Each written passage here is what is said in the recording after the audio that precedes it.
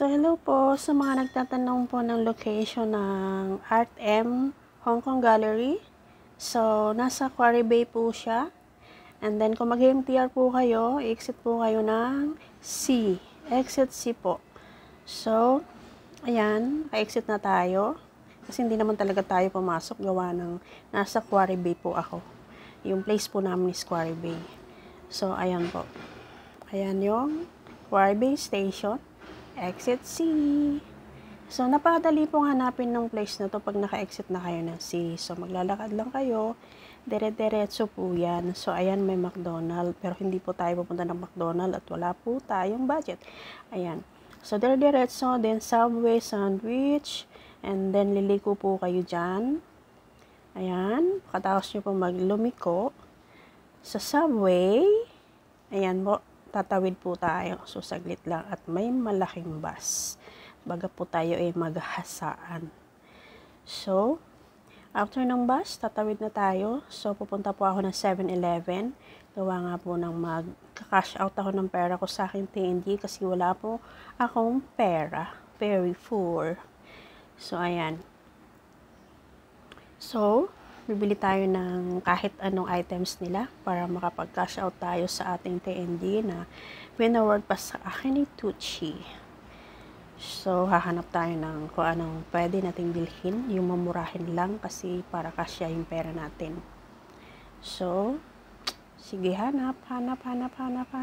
So, tinapay na lang siguro para pag uwi ko, for sure gutom ako niyan. Actually, hindi pa ako nag-lunch.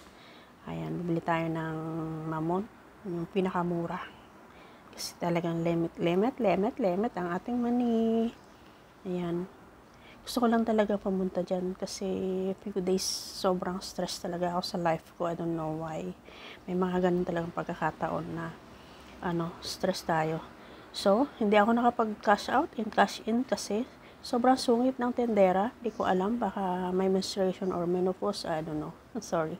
So, maghahanap tayo ng another 7-Eleven para makapag-cash out and cash in sa ating TNG through Octopus. Ayan.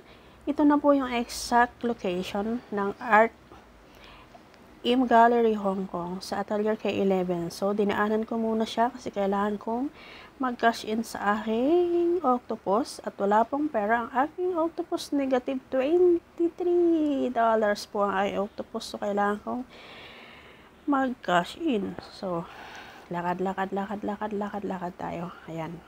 Kasi makarating tayo sa dulo. Actually, tapos na ako mag-cash in sa aking Octopus.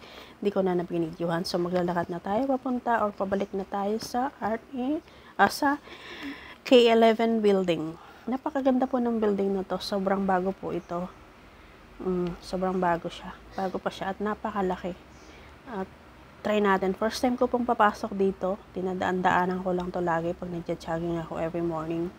So, sa mga nagtatanong, nasa Quarry Bay po ako. Pwede po kayo sumakay ng ng tram. So, bababa kayo before mag-funeral homes. Kaya pwede rin kayo mag-bus from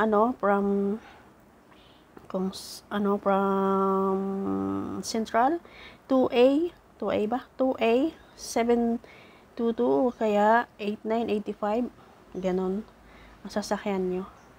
So, ayan. Andito na tayo sa wakas. So, papasok tayo. Kasi may pera na ang aking Octopus. So, pwede na tayo. So, yan. Hindi ko alam kung saan, pero nasa second floor po siya. So, dun sa escalator na yun, pwede po kayong umakyat dun diretso na. Hindi ko kasi alam kaya hindi ako umakyat. So, pwede po kayong umakyat dun diretso na. So, ayan. Bababa ako para magtanong ako sa customer service. Kasi first time ko po talaga pumasok dito.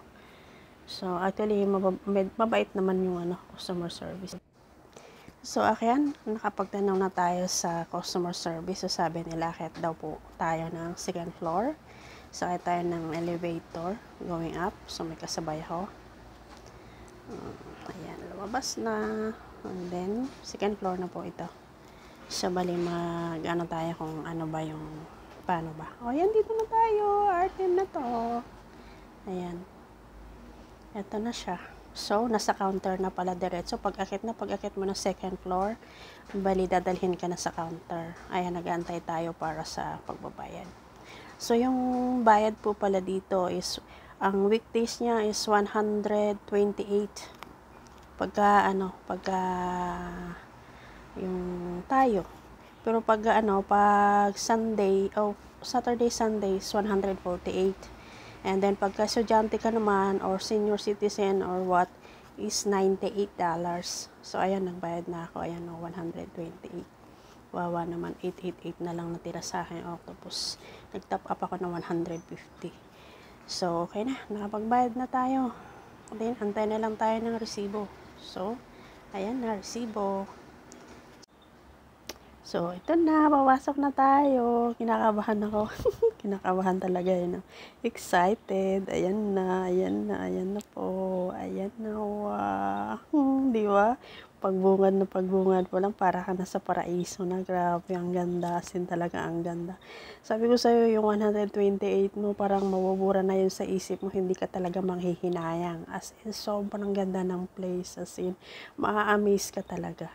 As in, maganda siya. More than your expectation talaga. As in, ayan na kaagad siya. Pagpasok mo, yun at yun na naamalaan. Makikita mo, wala nang setse boretse.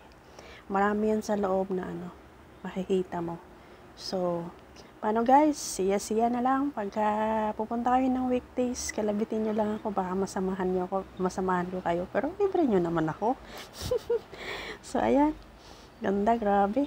Oh, ayan na siya. Ayan na. Sobrang ganda po talaga. So, paano?